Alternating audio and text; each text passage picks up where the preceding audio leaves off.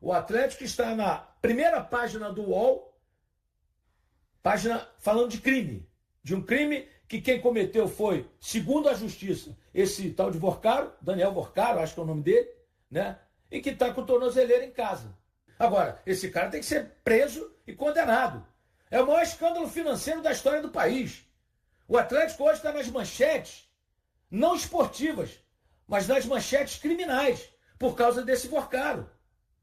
Então é preciso que a providência seja tomada. E o dinheiro é ilícito? Vão devolver o dinheiro? Né? O Atlético com certeza vai tirá-lo, não é mais sócio. Tem que ver isso. Os 300 milhões que o Vorcaro colocou no Atlético é um dinheiro ilegal, é um dinheiro ilícito, segundo a justiça. Está na capa do UOL hoje, em todos os jornais. Né? Então o cara desse tem que estar na cadeia, preso, algemado. A reportagem do UOL teve acesso a um documento da Procuradoria-Geral da República que aponta fraudes em um fundo usado por Daniel Vorcaro para investir no Atlético Mineiro, no Clube Atlético Mineiro. André Rocha tem mais informações. Bom dia para você. Bom dia, Felipe. Bom dia, Joana. Bom dia. Esse documento, então, foi obtido pelo UOL e só a PGR teve acesso depois da operação da Polícia Federal que aconteceu na última quarta-feira. O que é? Vamos tentar entender toda essa história que é cheia de meandros, né? Que é cheia de detalhes. O Daniel Vorcaro, ele estava usando fundos de investimento para fraudar as contas do Banco Master, de acordo com a Polícia Federal, né? Entre esses fundos tem um que chama Astralato 95. O fundo chama Astralato 95. Parte desse fundo, 80%, está em nome do Daniel Vorcaro. E a outra parte está em nome de uma outra pessoa, do João Carlos Mansur, que ele também está envolvido na fraude e ele é dono da gestora REAG, que foi liquidada pelo Banco Central. Então, esse fundo Astralato 95, ele foi usado para comprar 20% das ações do Clube Atlético Mineiro. E por causa disso, Daniel Vorcaro se tornou sócio da SAF, que é a Sociedade Anônima do Futebol do Atlético. Ele é o segundo maior sócio. Só fica atrás da família Menin, que é a primeira, né, que tem mais ações da SAF do Atlético. De acordo, então, com a Procuradoria-Geral da República, este fundo ele era usado para mascarar, né, o valor total do Banco Master, né, esse fundo do Atlético, né? Então tudo vai ser investigado, a Procuradoria não deu mais detalhes, mas também para que nós possamos falar sobre a questão, né, da posição do Atlético, o Atlético afastou, né, o Daniel Vorcaro na época da primeira investigação, né, da Sociedade Anônima do Futebol. Apesar dele manter as ações, ele está, por enquanto, afastado das decisões. E, claro, as investigações continuam. Eu volto com vocês. Pois é, então, essa relação, né, do Vorcaro com o Atlético Mineiro, se anunciou lá atrás que o Vorcaro estava investindo no Atlético através de um fundo chamado Galo Forte. Esse fundo ele aparece no pedido que foi feito agora pela PGR, que levou a essa operação dessa semana, porque o fundo Galo Forte ele foi estruturado ali, o financiamento ele veio de um fundo chamado Astralo 95. Esse é um dos fundos que aparecem nas fraudes relacionadas à REAG, que foram apontadas ali pelo Banco Central, né, que é a gestora de investimentos que foi liquidada nessa semana. Esses fundos administrados pela REAG, eles tinham aí, pelo que é apontado pela PGR, uma confusão patrimonial. Então, não dava para saber muito bem quem eram os verdadeiros beneficiários daqueles valores que estavam lá. Então, num dado momento ali, o Vorcaro ele anuncia que ele está investindo no Atlético através do Galo Forte. Isso é usado para comprar uma participação ali na holding do Atlético. E esses 300 milhões que foram investidos, aí é que vem a investigação agora para tentar destrinchar de onde veio esse dinheiro. Porque se suspeita, Natália, que isso pode ter vindo dos desvios do dinheiro do próprio Master. Porque quando a gente fala dessa confusão patrimonial, na verdade a gente está falando o seguinte: o que era investimento do Vorcaro pessoa física estava misturado com o que era investimento do Master e estava misturado também com o que era investimento da REAG e dos sócios ali da REAG inclusive o José Carlos Mansur, que foi alvo também da operação nessa semana.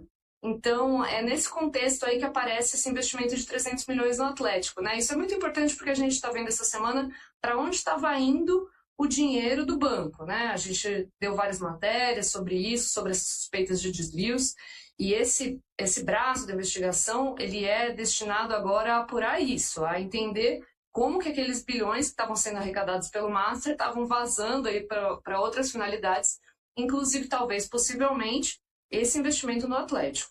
O Cruzeiro que fechou a preparação hoje, amanhã, a volta dos titulares, mas ainda não terá o Gerson. Ele vem trabalhando já com o grupo, cada vez melhorando mais esta participação nos trabalhos com bola. E na semana que vem, o nome do atleta será publicado no BID da CBF. Tem aqueles trâmites de janela, de transferência, TMS, sistema da FIFA, mas o processo já está adiantado, inclusive.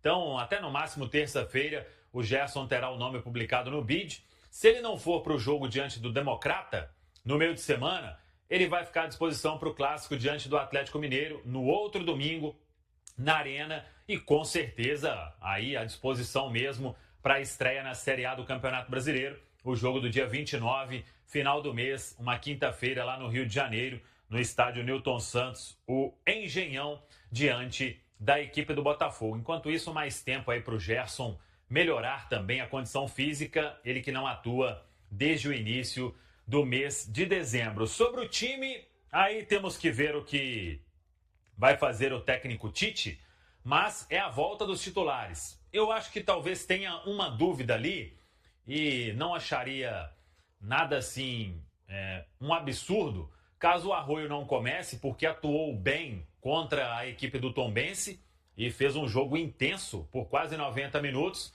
Então eu acho que a única dúvida é ele ou o Wanderson ali, porque ele tem Cássio de volta, pode formar o time, né? O tradicional do Cruzeiro, Cássio, William, Fabrício Bruno, aí acho que joga o Jonathan ao lado do Fabrício, né? O Vidalba ainda não está pronto, Kaique na esquerda, Lucas Romero, Lucas Silva, Christian Pereira, Arroio ou Wanderson e Caio Jorge.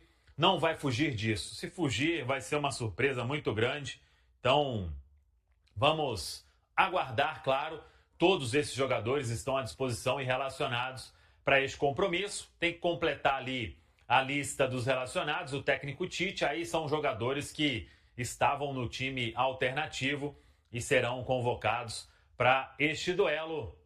Aguardar e ver um Cruzeiro aí muito forte diante da equipe do Uberlândia, com a expectativa de colocar mais de 35 mil torcedores. Embora lá, galera, tem que ser um público bem melhor em relação ao duelo com o Pouso Alegre, né?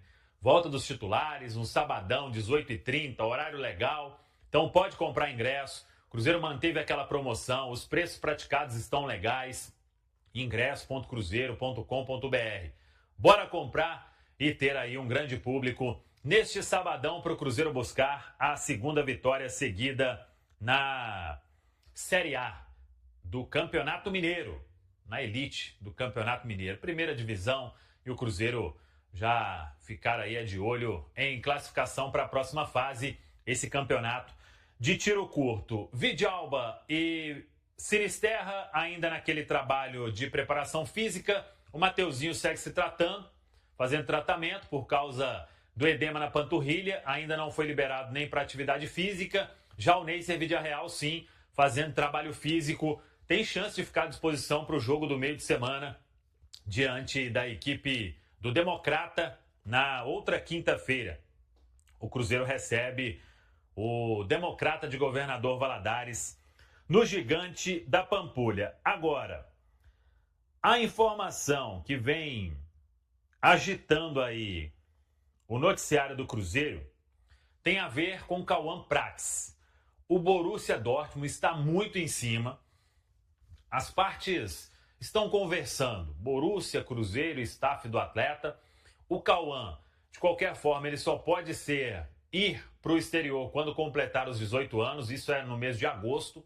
Então, até lá, ele é jogador do Cruzeiro, independentemente de negociação, se a negociação der certo. A informação que a gente tem é que estão naquelas conversas. Então eu aumento isso aqui. Não me interessa. Então aumenta mais. A primeira proposta que chegou, se não me engano, foi na casa ali de 8 milhões de euros. E agora vamos aguardar. Já melhorou bem em relação a este valor, mas ainda não chegou ao que o Cruzeiro pensa. Não sei se a negociação vai ser concluída, mas conversando com algumas pessoas, eu acho pouco provável que nesta janela chegue uma proposta acima de 15 milhões de euros. Sendo bem sincero, e com quem eu conversei sobre todo esse cenário. É um jogador jovem, é reserva e tem poucos minutos ainda no profissional. Se o Cruzeiro negociar o atleta agora, os valores, eu acho que não vão alcançar os 15 milhões de euros. Claro que tem ali possibilidade de um valor fixo, mais bônus, e é o que o Cruzeiro vem batalhando para que a oferta seja aumentada. E um outro ponto, que a informação que a gente tem é que o Cruzeiro quer manter um percentual do atleta. E eu acho que é isso que tem enrolado qualquer tratativa para um avanço significativo em termos de bater o martelo. Da Alemanha vem informação de uma negociação muito bem encaminhada. As partes aqui no Brasil, staff e Cruzeiro, são mais cautelosas quanto a isso, mas pelas informações, o Borussia quer fechar o negócio agora. Aí vai depender do Cruzeiro. O entendimento é que o Cauã Prats, ele tem um potencial absurdo. E, obviamente, tem a parte do staff do atleta também e do próprio atleta, né? Quando recebe uma proposta de um grande europeu, não dá pra gente falar aqui que o Borussia é qualquer time, né? Tá sempre disputando o Champions League, tá ali brigando, né, com o Bayern de Munique, às vezes, pelo título alemão, mas é uma equipe que costuma, inclusive, fazer bons movimentos lá entre os clubes europeus. E claro que isso desperta um interesse. Mas a negociação, ela ainda não está concluída. Vai ser concluída? Não sei. Pode ser concluída. Dependendo do que os alemães oferecerem e do percentual que puder ficar com o Cruzeiro, porque às vezes se você mantém um percentual ali de 20%, 30%, se tiver uma negociação, se ele der certo lá na Europa e tiver uma negociação entre clubes europeus, você quase que faz uma outra venda, né? Com um percentual desse. Então vamos acompanhar. O fato é que o Borussia não desistiu e o Cruzeiro também não cravou ele não sai de jeito nenhum. Então estão conversando, né? Quanto mais você conseguir aumentar o valor, melhor é, caso realmente vá fazer a negociação. O Cruzeiro avançou mais uma etapa na caminhada rumo ao bicampeonato da Copa São Paulo de Futebol Júnior 2026. Na noite desta sexta-feira, os crias da Toca garantiram vaga nas quartas de final ao derrotarem o Santos por 3-1, em confronto válido pelas oitavas de final, disputado no Estádio Luizão, em São Carlos. A etapa inicial foi marcada por muita intensidade e equilíbrio, com as duas equipes criando oportunidades em um jogo aberto e movimentado, mas sem conseguir balançar as redes antes do intervalo. O cenário mudou logo no começo do segundo tempo. Com apenas 1 minuto após boa troca de passes, Ryan Lelis apareceu livre diante do goleiro Rodrigo Falcão e finalizou com categoria no alto, para abrir o placar para a Raposa. O atacante havia sido deslocado do elenco profissional para reforçar o time na Copinha. Aos 13 minutos, o Cruzeiro ampliou a vantagem. Ryan Lelis iniciou rápido contra-ataque pelo lado esquerdo e cruzou rasteiro para Fernando, outro jogador vindo do time principal, que acertou um chute preciso no ângulo e fez 2-0. Mesmo com o jogo sob controle, os mineiros viram o Santos reagir aos 38 minutos, quando João Alencar aproveitou cobrança de escanteio e marcou de cabeça, diminuindo o placar para 2-1. O Peixe pressionou em busca do empate nos minutos finais, mas foi o Cruzeiro quem selou a classificação já nos acréscimos. Aos 53 minutos, Murilo acertou uma cavadinha no travessão, e Pietro aproveitou o rebote para marcar o terceiro gol e confirmar a vitória por 3-1. Com a eliminação do Santos, o Cruzeiro já conhece seu adversário nas quartas de final da Copinha 2026, o Guanabara City, que superou o Atlético. A data, o horário e o local da partida ainda serão divulgados. E aí, galera, o que acharam? Deixem suas opiniões nos comentários. Não se esqueçam de deixar o like, se inscrever no canal e ativar o sininho para receber as notificações. Até mais, Nação Celeste! Vamos pra frente!